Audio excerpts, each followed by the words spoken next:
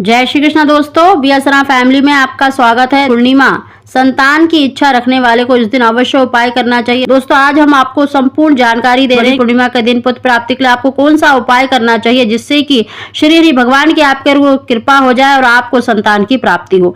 दोस्तों उसकी जानकारी देने से पहले जो पहली बार मेरी वीडियो को सुन रहे हैं प्लीज मेरे चैनल को सब्सक्राइब करें, बगल में बेल आइकन को दबा दें जिससे मेरी आने वाली सभी वीडियो का नोटिफिकेशन सबसे पहले आप तक पहुंच सके। जिन भी दंपतियों को कोई भी संतान नहीं है तो उन्हें पूर्णिमा के दिन अवश्य ही श्री हरि भगवान का पूजन करना चाहिए, सूर्य देवता को जल अवश्य ही चढ़ाना चाहिए और श्री हरि भगवान को आपको ऐसा क्या अर्पित करना चाहिए जिससे कि आपको संतान प्राप्ति में आ रही रुकावटें भी दूर हो और आपको संतान की प्राप्ति हो।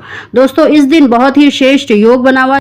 दोस्तों आप एक पीपल का पत्ता ले लें, उसे धोकर आपको उसके ऊपर या तो चंदन से या फिर लाल वाली रोली होती है, कुमकुम होता है, उससे स्वास्तिक बनाना है और उसके ऊपर एक मुट्ठी चावल यानी अक्षत रखने हैं और श्री हरि भगवान को अर्पित करना है। साथ ही देखिए अगर आपके पास गोमती चक्र है तो अवश्य ही उसको रखकर श्री हरि भगवान को अर्पित करें और साथ ही एक शुद्ध घी का दीपक जलाकर संतान गोपाल मंत्र का उच्चारण अवश्य ही करें अगर आपकी संतान की इच्छा है। दोस्तों पुत्र प्राप्ति के लिए आपको संतान गोपाल मंत्र का एक माला का जाप तो अवश्य ही करना चाहिए। श्री हरि भगवान से अपनी संतान प्राप्ति के लिए अवश्य प्रार्थना करनी चाहिए। इस दिन किया गया उपाय दोस्तों कभी भी निष्फल नहीं जाता, तो आप ये उपाय अवश्य ही करें।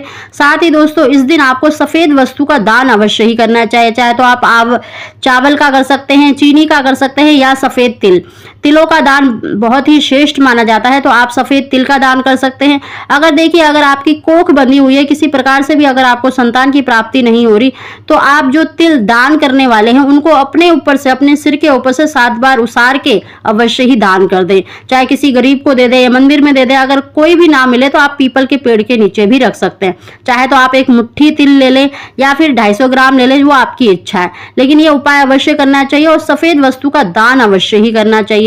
दोस्तों इस दिन देखिए दीपदान का बहुत अधिक महत्व माना जाता है, तो आप संध्या के समय या सुबह के समय भी करें और संध्या के समय तो अवश्य ही करें, क्योंकि प्रदोष काल श्री हरि भगवान का और माता लक्ष्मी का दिन माना जाता है, तो इस दिन आपको अवश्य ही दीपदान करना चाहिए। अपने घर के मंदिर में एक दीपक जलाकर श्री हरि भगवान का फिर से देखिए उनके नाम का उच्चारण करना चाहिए, या तो आप संतान गोपाल मंत्र का ही उच्चारण कर सकते हैं। एक माला का जाप अवश्य ही करें या ओम नमो भगवते वासुदेवाय मंत्र का उच्चारण कर सकते हैं, इस तरह से करें। और साथ ही दोस्तों अगर आपके घर में तुलसी माता है तो उसका पूजन अवश्य करें और साथ ही उनके तुलसी के नीचे भी आपको एक दीपक अवश्य ही जलाना है और साथ ही अपने घर के दरवाजे के दाईं तरफ यानी राइट साइड आपको एक दीपक अवश्य ही जलाना है। और साथ ही दोस्तों इस दिन पीपल के नीचे भी एक दीपक अवश्य जलाना चाहिए। अगर आप मंदिर गए हैं तो शिवलिंग के पास में भी एक दीपक अवश्य जलाना चाहिए। अगर संतान प्राप्ति के लिए आप प्रार्थना कर रहे हैं तो वहां पर दीपक अवश्य ही जलाएं और भगवान शंकर से भी संतान प्राप्ति के लिए अवश्य ही प्रार्थना करें।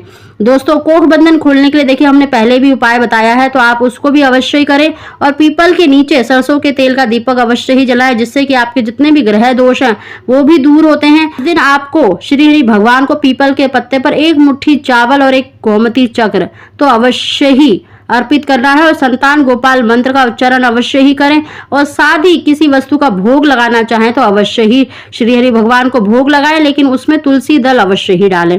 दोस्तों ये उपाय करेंगे तो आपको निश्चित ही मन वांछित संतान की प्राप्ति अवश्य ही होगी। दोस्तों अगर आपको हमारी जानकारी वीडियो पसंद आई तो इसको लाइक अवश्य ही करें।